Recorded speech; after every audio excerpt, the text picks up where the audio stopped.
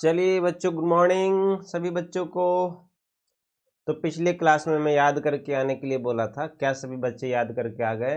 4-5 question WhatsApp group में भेजे हुए थे, अभी तक जितने भी इम्पोर्टेंट है वे सारे के सारे तो याद करके आना था। याद किए होंगे, पूछेंगे लास्ट में एक बार। फिलहाल के लिए लास्ट क्लास में हम लोग पढ़े थे क्वांटाइजेशन ऑफ चार्ज। क्वांटाइजेशन का मतलब होता है किसी बॉडी पे चार्ज जो होगा वो इलेक्ट्रॉन के चार्ज के मल्टीपल में होगा। किसी बॉडी पे चार्ज इलेक्ट्रॉन के चार्ज के इंटीग्रल मल्टीपल होगा। जैसे कि मैं बोल रहा हूं कि किसी बॉडी पे चार्ज Q है, तो किसी बॉडी पे चार्ज Q बराबर number of electron transferred into E। ये क्या है? क्वांटाइजेशन ऑफ चार्ज है। क्लियर है आवाज? क्वांटाइजेशन ऑफ चार्ज बराबर क्या हो जाएगा? Number of electron transferred into electronic charge. यहां पर n क्या है? किसी बॉडी से कितने इलेक्ट्रॉन निकाल रहे हैं। E क्या है? चार्ज है इलेक्ट्रॉन का। कृष्णा जी वॉइस ओके है? हाँ क्लियर है। ओके, तो ये है अपना, ये क्वांटाइजेशन ऑफ चार्ज है, जहां n का वैल्यू कोई भी इंटीजर्स हो सकता है, कोई भी इंटीजर्स हो सकता है, डेसिमल या फ्रैक्शन नहीं हो सकता। इंटीजर्स पॉसिबल है, इसको बोलते हैं क्वांटाइजेशन ऑफ चार्ज। नेक्स्ट हम लोग आज पढ़ने वाले हैं, इसमें बहुत सारा न्यूमेरिकल भी किए थे पिछले क्लास में। आज हम लोग पढ़ेंगे एडिटिव नेचर ऑफ चार्ज। ये पॉइंट है और ये इंपॉर्टेंट इसलिए है कि एनसीईआरटी में डायरेक्ट दिया हुआ है। तो 2 नंबर के क्वेश्चन आते हैं इसी टाइप से, जो डायरेक्ट एनसीईआरटी में लिखा हो हेडिंग बना के, तो वही 2 नंबर में आ जाता है। तो जो भी क्वेश्चन डायरेक्ट एनसीईआरटी में हेडिंग करके दिया हुआ है उसको तो हम लोग ऐसे लिखेंगे कि 2 अंक के अगर आते हैं तो हम लोग उसको लिख सके। एडिटिव नेचर, एडिटिव एडिशन सभी लोग जानते होंगे। एडिशन का मतलब होता है जोड़ना, एडिशन करना, उसी का है एडिटिव। एडिटिव नेचर का मतलब क्या होता है? जैसे यहां मैं बता रहा हूं कि मान लो कोई बॉडी है, इस बात को मैं पहले भी बता चुका हूं, ये कोई बॉडी है। 1 मिनट रुक जाइए बस, ऑप्शनल लाइट है अपने पास।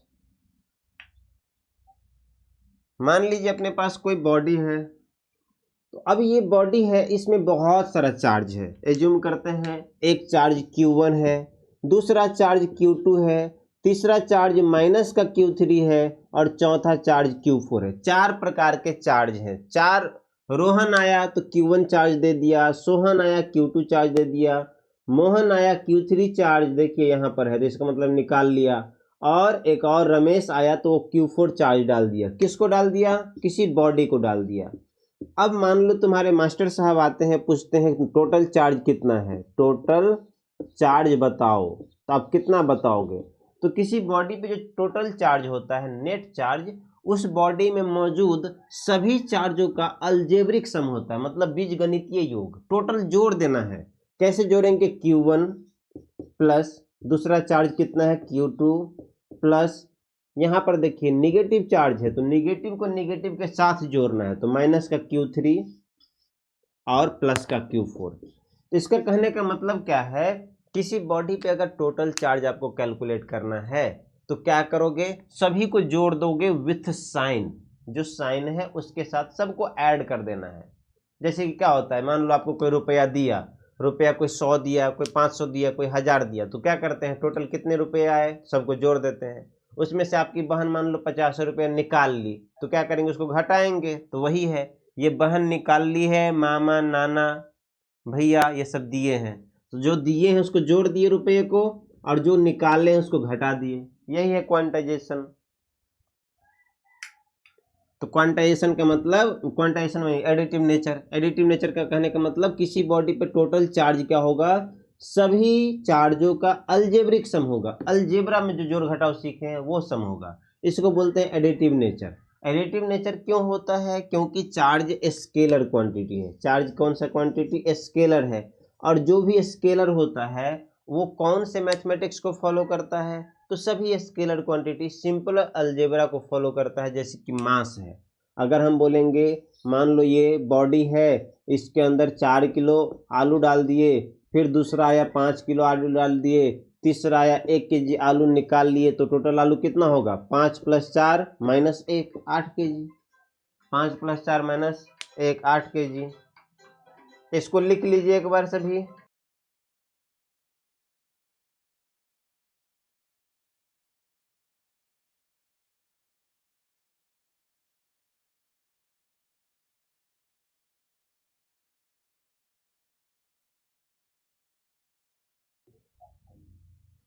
नोट कीजिए जल्दी। इसको नोट कर लीजिए एक बार।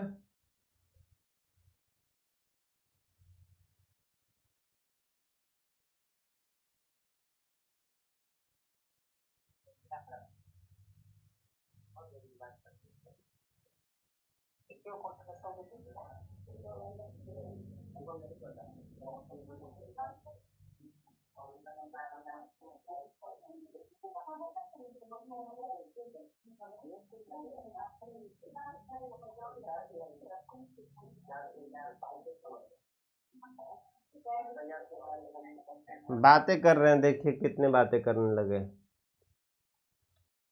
लिए 1 मिनट और रुकिए।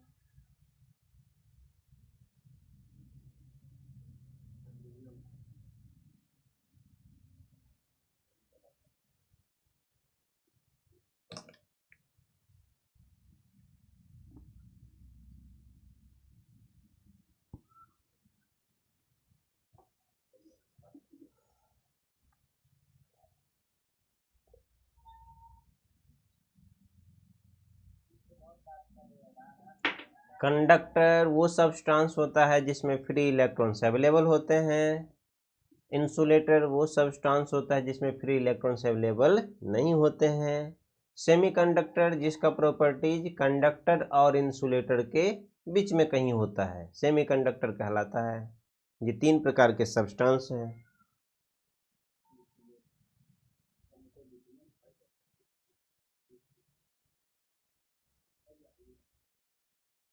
ओके, नेक्स्ट है गोल्ड लीफ इलेक्ट्रोस्कोप। पहले टॉपिक को पढ़ के समझिए। नाम क्या है? Gold leaf electroscope. गोल्ड मतलब होता है सोना, लीफ मतलब होता है पत्ता, जैसे पेड़ का पत्ता होता है वो। इलेक्ट्रोस्कोप ये क्या है? चार्ज को आइडेंटिफाई करने का मशीन है, समझो। थोड़ा सा छोटा सा इंस्ट्रूमेंट है। तो गोल्ड लीफ इलेक्ट्रोस्कोप। अब एक बात बताता हूँ। मान लो हमें पता करना है कि जो मार्कर है इसमें चार्ज है या नहीं, तो कैसे पता करेंगे? तो आप बोलोगे सर मार्कर में चार्ज है या नहीं इसको टच करके पता करेंगे। ये मान लो अपने पास कोई मेटल है, अपने पास ये मान लो कोई मेटल है, ये कहीं रखा हुआ है, अभी मेरे हथेली पे ऐसे मान लो रखा हुआ है, और इस पे चार्ज है कि नहीं, कितना कुल चार्ज है? 100 कूलम चार्ज है, 200 कूलम चार्ज है, 1000 कूलम चार्ज है, बहुत चार्ज है, नहीं चार्ज है, कुछ पता नहीं हमको अभी। तो इसको कैसे पता करेंगे इसमें चार्ज है या नहीं? तो आप बोलोगे सर टच करके पता करेंगे। कैसे टच कर लिए? अगर चार्ज होगा तो हमारा बॉडी एकदम भस्म हो जाएगा, चार्ज नहीं होगा तो हमको कुछ नहीं होगा। जैसे कि यहाँ पर देखिए, अगर चार्ज होगा हमारे शरीर इसमें तो क्या होगा? देखिए फटाक से गिरा। अगर चार्ज है वायर में तो ऐसे गिरेगा ये बंदा। फिर अगला देखिए, अगर चार्ज है तो इस तरीके से जल जाएगा सीधा आदमी। तो ऐसे तो आप पता नहीं कर सकते टच करके, ऐसे टच करके तो पता नहीं कर सकते हैं, क्योंकि चार्ज क्या है? डेंजरस है। तो ऐसे टच करके हम पता कर नहीं सकते, क्योंकि अगर चार्ज नहीं हुआ तो कोई दिक्कत नहीं, लेकिन अगर एक्सेस चार्ज है, बहुत ज़्यादा चार्ज है, तो सीधा वो बर्न कर देगा। तो क्या करें फिर? तो किसी बॉडी में चार्ज है या नहीं इसको पता करने के लिए हमारे पास एक छोटा सा इंस्ट्रूमेंट है जिसका नाम है gold leaf electroscope. Gold leaf electroscope ये कौन सा डिवाइस है? ये ऐसा डिवाइस है जो चार्ज को आइडेंटिफाई कर सकता है कि किसी बॉडी में चार्ज है या नहीं, किसी बॉडी में चार्ज है या नहीं, इसको पता करने के लिए गोल्ड लीफ इलेक्ट्रोस्कोप का यूज करते हैं। अब ये कैसा होता है एक बार डायग्राम देखिए, फिर मैं डायग्राम बनाता हूँ। डायग्राम देखिए एक बार कैसा है। इसमें क्या करते हैं हम लोग, एक शीशे का इस तरीके से बर्तन लेते हैं, बर्तन होता है शीशे का, ये क्या है, ग्लास चैम्बर है, ये है ग्लास चैम्बर, ताकि बाहर से दिख सके। और इसमें एक कंडक्टर लगाते हैं, जो अच्छा खासा कंडक्टिविटी जिसका हो, वो कंडक्टर का रॉड यहाँ पर लगा देते हैं, जिसको ब्रास बोलते हैं। ब्रास लगा दिए यहाँ पर, ब्रास का रॉड है ये, ब्रास। यहाँ पर देखिए, अब सोने का, गोल्ड का, आप जानते हैं गोल्ड क्या होता है, सभी लोग पहनते हैं। गोल्ड का पतला पतला नथुनी बनाता है, कान का ये बनाता है, क्या क्या नहीं बनाता है। क्यों गोल्ड का बनाता है? गोल्ड देखिएगा, कम ही गोल्ड में इसका बहुत बड़ा बड़ा एकदम उसको पीट पीट के एकदम चौड़ा कर सकता है। गोल्ड ऐसा है जिसको आप किसी भी शेप में, बहुत छोटे को पतले से पतले शेप में बना सकते हैं। तो गोल्ड का हम लोग क्या बनाते हैं, लीफ बनाते हैं। क्यों गोल्ड का ही? क्यों? क्योंकि हम लोग लीफ मतलब गोल्ड के पतले लीफ बना सकते हैं। पत्ता जो होता है, पत्ते जैसे आकार में बहुत पतले शेप में ढाल सकते हैं। तो यहाँ पर गोल्ड का 2 लीफ बना दिए, 1 2 लीफ बना दिए, 2 पत्ता बना दिए, लटका दिए दोनों पत्ते को। बहुत हल्का रहता है, इसीलिए बहुत हल्का होता है, पत्ता लगा दिए। अब यहाँ पर इसका एक कवर दे दिए, और यहाँ पर एक हम लोग, क्या इसका नाम है, डिस्क समझ लो इसको, डिस्क। वैसे कुछ इसका खास यह नहीं, डिस्क लगा दिए। इस तरीके से ग्लास चैम्बर है ये, glass chamber, brass, gold leaf, ये क्या है, गोल्ड लीफ है, लीफ मतलब पत्ता। ये पूरा सेटअप है, हल्का सा छोटा सा सेटअप है। ग्लास का चैम्बर है, एक ब्रास का रॉड है, ब्रास के रॉड के एक एंड पर डिस्क लगा दिए हैं, दूसरे एंड पे गोल्ड का 2 पत्ते को लटका दिए हैं। बहुत सिंपल। अब मान लो हमको पता करना है कि इसमें चार्ज है कि नहीं, तो क्या करेंगे, किसी चिमटे से, किसी भी इंसुलेटर से पकड़ के इसको लाएंगे और इसको टच करवाएंगे। मान लो ये एक बॉडी है जिसको हमें पता करना है इसमें चार्ज है कि या नहीं, तो क्या करेंगे, ऐसे लाएंगे और इसमें टच करवाएंगे। अब इसमें टच करवाएंगे तो क्या होगा, तो चार्ज का ट्रांसफर होगा, यहाँ से चार्ज निकल के इसमें जाएगा, डिस्क में जाएगा। जब हम लोग इस चार्ज बॉडी को इससे टच करवाएंगे तो क्या होगा, चार्ज बॉडी का पॉजिटिव चार्ज इसमें आएगा, यहाँ का इसमें आएगा, और ये पॉजिटिव चार्ज क्या होगा, धीरे धीरे नीचे आएगा, नीचे आएगा, नीचे आएगा, क्योंकि ये कंडक्टर है, नीचे आएगा, नीचे आएगा, नीचे आएगा, और फिर पत्ते पर भी जाएगा, गोल्ड का जो पत्ता है उस पर भी चला जाएगा। अब क्या होगा, तो आप बोलोगे सर दोनों पत्ते पे तो पॉजिटिव चार्ज आ गया, और दोनों पत्ते पे पॉजिटिव चार्ज आएगा तो पॉजिटिव पॉजिटिव के बीच क्या होता है, रिपल्सन होता है। तो जो ही रिपल्सन हुआ तो ये क्या हो गया, दूर भाग गया। क्या हो गया, ये दूर भाग गया। दोनों पत्ता जो है पॉजिटिव दोनों पे सेम आया, इसलिए पत्ता ऐसे भाग जाएगा, और इस पे क्या सा चार्ज, पॉजिटिव चार्ज। तो जब चार्ज बॉडी टच कराएंगे तो पत्ता दूर भागेगा, इसका मतलब इस बॉडी में क्या है, चार्ज है। अगर किसी बॉडी को टच करवाने से ये दोनों पत्तियां बाहर भागता है, दूर भागता है, इसका मतलब इस बॉडी में चार्ज है। अब दूसरा केस में मान लो, दूसरे केस में इसमें चार्ज नहीं है, इसमें चार्ज नहीं है, मान लो मार्कर है या ये रिमोट है, इसमें चार्ज नहीं है, ऐसे टच करवाए। जब टच करवाएंगे और टच करवाने से अगर इसमें कोई डिफ्लेक्शन नहीं होता है, इसमें कोई परिवर्तन नहीं आता है, इसके शेप में कोई परिवर्तन नहीं आता है, इसका मतलब इस बॉडी में चार्ज नहीं है। फिर से मैं बता रहा हूँ, अब देखो ये चार्ज बॉडी था, टच करवाते ही ये चार्ज बॉडी के इलेक्ट्रॉन्स क्या हुए, ट्रांसफर हुए, ये नीचे गया, दोनों पत्तियों पे गया, दोनों पत्तियां फैल गया। पहला बात पॉइंट ये है, दोनों पत्तियां फैल गया। दूसरा, मान लो फिर से हम चैम्बर बनाते हैं, फिर से एक चैम्बर बनाते हैं, और ये रॉड है, यहाँ पर रॉड पे 2 गोल्ड का पत्ता लगा दिए, यहाँ डिस्क लगा दिए। अब इसमें चार्ज था, चार्ज बॉडी को टच करवाने से दोनों फैल गया। अब मान लो ये बॉडी है, इसको टच करवाए, इसको टच करवाए, इसको टच करवाने के बाद इसमें कोई डिफ्लेक्शन नहीं हुआ, इसमें कुछ भी शो नहीं हुआ, ये हिला डोला भी नहीं, इसका मतलब क्या, इसका मतलब इसमें चार्ज नहीं आया है, इसमें चार्ज नहीं आया तभी तो नहीं हिला। अगर चार्ज आता तो ये हिलता डोलता, यहाँ चार्ज नहीं आया, और चार्ज नहीं आया इसका मतलब इसमें भी चार्ज नहीं आया, इसमें का मतलब इसमें भी चार्ज नहीं आया, इसका मतलब इसमें भी चार्ज नहीं था।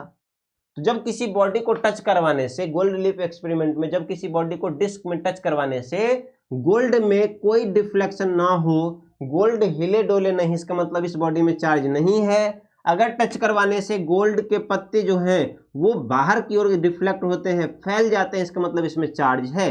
अगर चार्ज बॉडी को टच करवाओगे तो ये फैलेगा, अनचार्ज बॉडी को टच करवाओगे तो नहीं फैलेगा। इस तरीके से इसका फैलना ये बताता है कि इस बॉडी में चार्ज है, इसका नहीं फैलना, सोने के पत्तों को नहीं फैलना बताता है कि इसमें चार्ज नहीं है। इस तरीके से हम आइडेंटिफाई कर सकते हैं किसी बॉडी में चार्ज है या नहीं। दोबारा बताना है तो दोबारा बताएंगे, आप एक बार देख लो इसको, बहुत हल्का है, टफ नहीं है, आप इसको लिख लीजिए पहले। ये भी डायग्राम बना सकते हैं, वो भी बना सकते हैं, दोनों सेम है। और बताइए, डाउट बताइएगा इसके बाद, कौन से पॉइंट समझ में नहीं आया, कौन से पॉइंट समझ में आ गया।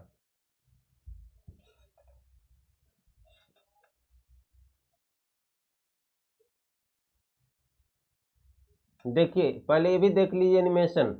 देखिए चार्ज बॉडी को टच करवा रहे हैं तो गोल्ड के जो पत्ते हैं वो बाहर फैलता है। चार्ज बॉडी को टच करवाए, देखिए जो ही नीचे लाएंगे क्या होगा, सोने का जो पत्ता है वो बाहर फैलेगा। इसको एक बार देख लीजिए अच्छे से। चार्ज बॉडी टच हुआ, पत्ते जो है वो बाहर फैला, चार्ज बॉडी टच हुआ, पत्ते बाहर फैला। और जिसमें चार्ज नहीं होगा उस बॉडी को टच कराएंगे तो पत्ते बाहर की तरफ नहीं फैलेगा। यही है गोल्ड लीफ एक्सपेरिमेंट। लिख लीजिए एक बार, फिर इसको दिखाएंगे।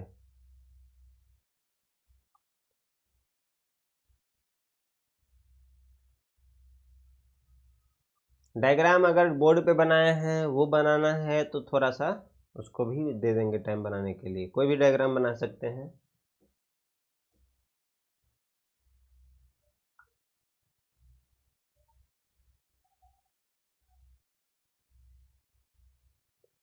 लैंग्वेज क्या लिखा है देख लो। It is use to detect presence of charge on body. किसी बॉडी के चार्ज की उपस्थिति को पता करने के लिए इसका यूज किया जाता है। किसी बॉडी के चार्ज की उपस्थिति को पता करने के लिए इसका यूज किया जाता है। When a charge body is touched the knob, जब चार्ज बॉडी को नॉब से टच करते हैं, नॉब मतलब डिस्क, ऊपर में जो है वो डिस्क, जब चार्ज बॉडी को डिस्क से टच करते हैं, charge flow through the metal knob and same nature charge appears on both gold. तो चार्ज क्या होता है, बोथ गोल्ड पे धीरे धीरे पहुंच जाता है, जिसके कारण गोल्ड लीफ रिपल्सन होता है गोल्ड लीफ में। तो इसका मतलब ये प्रूफ है कि बॉडी में चार्ज है।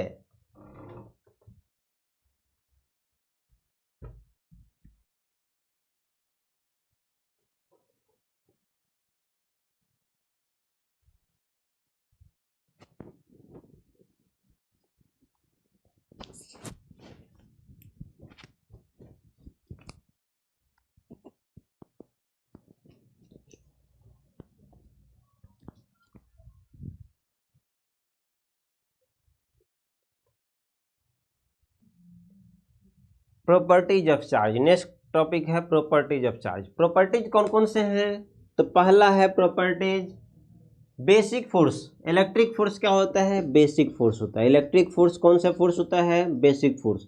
बेसिक फोर्स कौन कौन से होते हैं, ग्रेविटेशनल फोर्स क्या है, बेसिक फोर्स है। ग्रेविटेशनल फोर्स क्या है, बेसिक फोर्स है। इसके बाद मैकेनिकल फोर्स क्या है, बेसिक फोर्स है। मैकेनिकल फोर्स ये भी बेसिक फोर्स है। इलेक्ट्रिक फोर्स क्या है, बेसिक फोर्स है। इलेक्ट्रिक फोर्स बेसिक फोर्स होता है। नेक्स्ट है इलेक्ट्रिक फोर्स के बाद न्यूक्लियर फोर्स, जो न्यूक्लियस के अंदर लगता है, ये भी क्या है, बेसिक फोर्स है। तो ये चार ही बेसिक फोर्स है। अगर कोई पूछे सर ये कौन सा फोर्स है, टेंशन फोर्स, टेंशन हो गया, नॉर्मल हो गया, इसके बाद फ्रिक्शन हो गया, ये सब, ये सारे के सारे मैकेनिकल फोर्स के ही टाइप हैं। ये बेसिक फोर्स नहीं होता है। अपने पास बेसिक है ग्रेविटेशनल, मैकेनिकल, इलेक्ट्रिक, न्यूक्लियर। तो कोई पूछे इलेक्ट्रिक फोर्स क्या होता है तो हम बोलेंगे इलेक्ट्रिक फोर्स बेसिक फोर्स होता है। ये कंजर्वेटिव फोर्स होता है। कंजर्वेटिव कहने का मतलब एक राउंड क्लॉक में इस फोर्स का वर्क डन जो होगा वो क्या होगा, जीरो होगा। एक राउंड क्लॉक में इस फोर्स का वर्क डन क्या होगा, जीरो होगा। जिसका राउंड क्लॉक में वर्क डन जीरो होता है उसको क्या बोलते हैं, कंजर्वेटिव फोर्स कहते हैं। Next long range force. Electric force जो होता है वो लॉन्ग रेंज होता है। इसका मतलब ये दूर तक काम करता है, लॉन्ग रेंज तक ये वर्क कर सकता है। जैसे कि जयनगर ग्रिड से देखिए बासोपट्टी ग्रिड में वोल्टेज आता है, वो लॉन्ग रेंज के कारण ही आता है। तो लॉन्ग रेंज फोर्स है, ये लंबे दूरी तक काम करता है। मान लो एक बॉडी है ए, दूसरा बॉडी है बी, तो लंबे दूरी तक ये काम कर सकता है, इसलिए इसको बोलेंगे लॉन्ग रेंज फोर्स।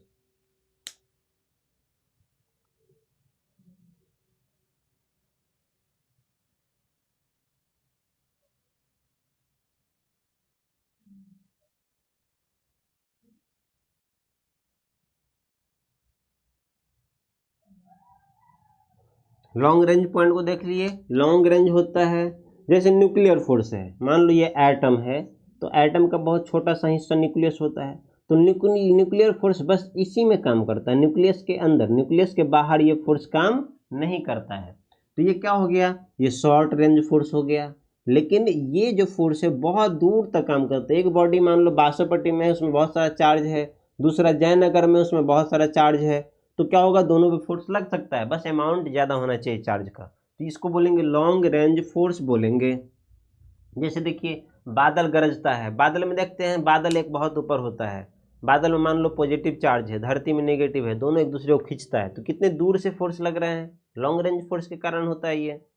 इसके बाद ये अट्रैक्टिव रिपल्सिव हो सकता है। जब लाइक चार्ज है तो क्या होगा, रिपल्सिव होगा, और अनलाइक चार्ज है तो क्या होगा, अट्रैक्टिव होगा, अट्रैक्टिव फोर्स होगा। और ये जो फोर्स है इलेक्ट्रिक फोर्स किसके द्वारा दिया गया था, इलेक्ट्रिक फोर्स दिया गया था कूलम के द्वारा। इलेक्ट्रिक फोर्स दिया गया था कूलम साहब के द्वारा, इसलिए हम लोग कूलम्स फोर्स इसको बोलते हैं। कौन सा फोर्स, कूलम्स फोर्स बोलते हैं, जो कि अगले क्लास में हम लोग पढ़ेंगे कूलम्स फोर्स क्या होता है। नेक्स्ट क्लास का टॉपिक है कूलम्स फोर्स। तो नेक्स्ट क्लास में हम लोग कंटिन्यू करते हैं इसको। नेक्स्ट क्लास में देखिए कूलम्स लॉ सीखेंगे, जिसमें कितना फोर्स लगता है दो बॉडी के बीच में, ये सीखेंगे। ये सब अगले क्लास का पॉइंट है, बहुत इंपॉर्टेंट है नेक्स्ट क्लास भाई। चलिए आज के लिए इतना ही रखते हैं।